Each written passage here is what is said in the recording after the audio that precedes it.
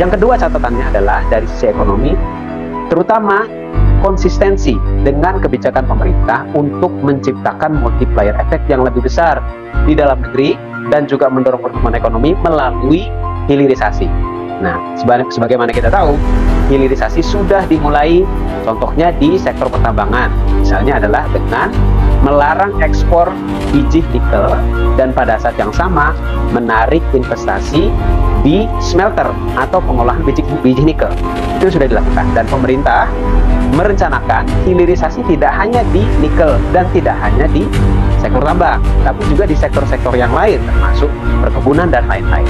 Nah, kalau kemudian ekspor pasir diperbolehkan, tentu saja demand terhadap pasir ini besar bukan hanya di dalam negeri tapi juga di luar negeri. Nah, tapi yang diekspor ke luar negeri adalah dalam bentuk mentah. Padahal pasir ini adalah satu sumber daya yang bisa diolah di dalam negeri untuk turunan yang lebih punya nilai tambah lebih besar untuk konstruksi dan untuk banyak kebutuhan yang lain yang sebetulnya bisa diciptakan nilai tambahnya di dalam negeri.